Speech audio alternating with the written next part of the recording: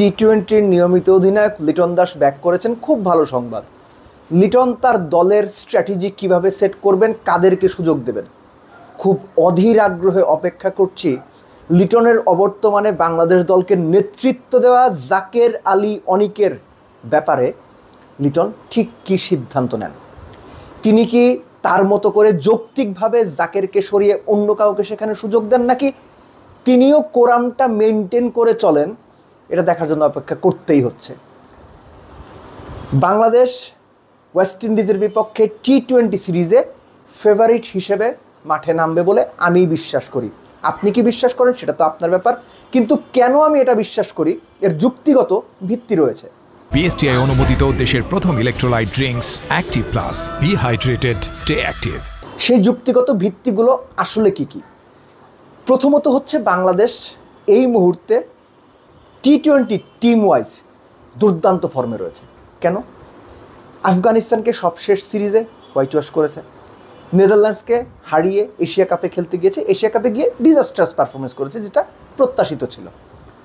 তার আগে শ্রীলঙ্কা, পাকিস্তান দুই দলকে হোম সিরিজে বাংলাদেশ হারিয়েছে।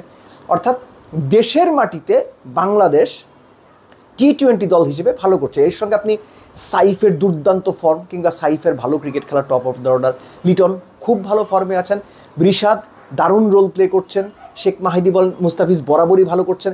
সো অ্যাজ এ গ্রুপ টি-20তে বাংলাদেশ ভালো অবশ্যই করছে। হ্যাঁ, আপনি অবশ্যই বলতে পারেন যে বাংলাদেশ সংযুক্ত আরব আমিরাতের সঙ্গে হেরেছে, পাকিস্তানে গিয়ে পাকিস্তানে বাজেভাবে হেরেছে টি-20 সিরিজ, অবশ্যই তাই। কিন্তু তারও আগে ওয়েস্ট ইন্ডিজে এই লিটনের নেতৃত্বেই বাংলাদেশ এই ওয়েস্ট ইন্ডিজকে হোয়াইট ওয়াশ করে এসেছে। সো ওয়েস্ট ইন্ডিজের এই দলটার পোটেনশিয়াল আছে, কিন্তু বাংলাদেশের এই দলটা টি-20তে ওয়েস্ট ইন্ডিজের তুলনায় বাংলাদেশের কন্ডিশনে ডেফিনেটলি এগিয়ে আছে, এটা আমি মানি।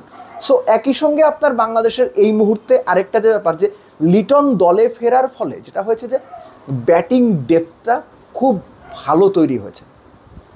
মিডল অর্ডারে যে বাংলাদেশের ধুঁকতে থাকা, জাকের আলী যখন টিমকে ক্যাপ্টেন্সি করছিলেন টিমকে নিয়ে, মিডল অর্ডার কিন্তু ঢুকেছে। লিটন কোথায় ব্যাট করবেন আমি জানি না। লিটন যদি স্বাভাবিকভাবে 3-এ ব্যাট করেন, লিটন চাইলে 4-এও ব্যাট করে, সেটা তার ব্যাপার।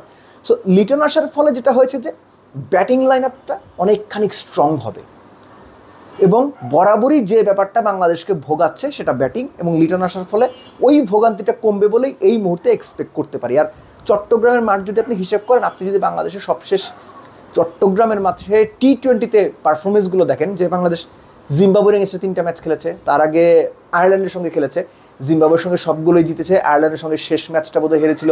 ওখানে আপনার আয়ারল্যান্ডের সঙ্গে সেকেন্ড ম্যাচে বোধহয় এক্স্যাক্ট মনে নেই আমার, লিটন ওপেন করেছিলেন কত 47 না 42 বলে 81 করেছিলেন। সো চট্টগ্রামের মাঠে রান হবে। আর বাংলাদেশের এই দলটা এখন টি-20তে যে অবস্থায় আছে, রান করার প্লেয়ার টপ অর্ডার আছে, কিন্তু দলটাকে বিপদে ফেলাচ্ছে আমাদের মিডল অর্ডাররা, তাওহিদ হৃদয়রা, জাকের আলী অনিকরা, কিছু ক্ষেত্রে শামীম পাটোয়ারিরা। তারা মিডল অর্ডারের ওই জায়গাটা ঠিক মতো ধরতে পারছেন না, খেলাটা গুছিয়ে খেলতে পারছেন না, যে কারণে বেশিরভাগ ক্ষেত্রে দেখা যায় টপ অর্ডার রান করার পরও বাংলাদেশ যথেষ্ট রান করতে পারছে না, কিংবা টপ অর্ডার যেদিন ফেল করছে, মিডল অর্ডার সেদিন কোনো রকম টেনে টুনে একটা জায়গায় যাচ্ছে, বোলারদের উপর প্রেশার বেশি হয়ে যাচ্ছে। এই ব্যাপারগুলো ডেফিনেটলি অ্যাড্রেস করবেন লিটন, বা রিঅ্যাড্রেস করেছেনও, আমি মোটামুটি নিশ্চিতভাবেই বলতে পারি, এবং সেই স্ট্র্যাটেজি নিয়েই মাঠে নামবেন। কিন্তু আবারও বলছি, চোখ থাকবে জাকের আলী অনিককে নিয়ে লিটন আসলে ঠিক কী করেন। কেননা যে কোরামটার কথা, যে কোচের নেতৃত্বে কোরাম পরিচালিত হয়, সেই কোরামে কারা কারা আছে সেই নামগুলো কিন্তু আমরা কখনো, বা আমি কখনো পার্সোনালি সামনে সেভাবে সরাসরি ডিসক্লোজ করিনি, এখনও করছি না, কিন্তু ভবিষ্যতে করার উপযুক্ত সময় আসবে বলেই আমার অনুমান। সো এই কারণেই লিটন জাকের আলী অনিককে নিয়ে কি সিদ্ধান্ত নেন, ক্যাপ্টেন কোচের সঙ্গে কোনো দেন দরবারে যান কি না, কিংবা ক্যাপ্টেন কোচের কথা চুপ করে মেনে নিয়ে কোরামের দিকেই নিজের মাথা হেলিয়ে রাখেন কিনা, এটা দেখার জন্য অধীর আগ্রহে অপেক্ষা করব। ম্যাচের পাশাপাশি এই বিষয়টা গুরুত্বপূর্ণ এই জন্য যে বাংলাদেশ টিমের ড্রেসিং রুমে এই যে কোরামের বিষয়টা, পার্টিকুলার কিছু প্লেয়ারকে অতিরিক্ত প্রিভিলেজ কিংবা খারাপ পারফরমেন্স পরও সবসময় সুযোগ দিয়ে যাওয়া, এটা বাংলাদেশ ক্রিকেটের ক্ষতি করছে, খুব বাজেভাবে ক্ষতি করছে। এখন আপনাদের সেটা হয়তো মনে হবে না, কিন্তু লং রানে এটার ইম্প্যাক্ট ড্রেসিং রুমে থাকবে। প্লেয়ারদের মধ্যে অবিশ্বাস তৈরি হবে, প্লেয়ারদের মধ্যে সন্দেহ তৈরি হবে, প্লেয়ারদের মধ্যে নিজেকে সবটুকু উজাড় করে দেওয়ার যে মানসিকতা, সেখানে আঘাত করা হবে, এবং অলরেডি হচ্ছেও। সো এ কারণেই ড্রেসিং রুমে কে কী করছে এই বিষয়গুলো আস্তে আস্তে সামনে আসা জরুরি। যদি সেটা বাংলাদেশ ক্রিকেটের বিপক্ষে যায়, বাংলাদেশ ক্রিকেটের জন্য ক্ষতির কারণ হয়, প্রয়োজনে নাম ধরে ধরে বলা উচিত, বা আমরা বলবো, বা আমি বলবো যে এই মানুষগুলো বা এই মানুষ পার্টিকুলার বা এই ক্রিকেটার পার্টিকুলারলি এই কাজ করছেন। সো তার আগ পর্যন্ত নিশ্চিতভাবেই আমরা অপেক্ষা করবো এবং দেখতে চাইবো যে বাংলাদেশ ক্রিকেটের স্বার্থেই সবাই একাট্টা হয়ে একসাথে কাজ করছেন।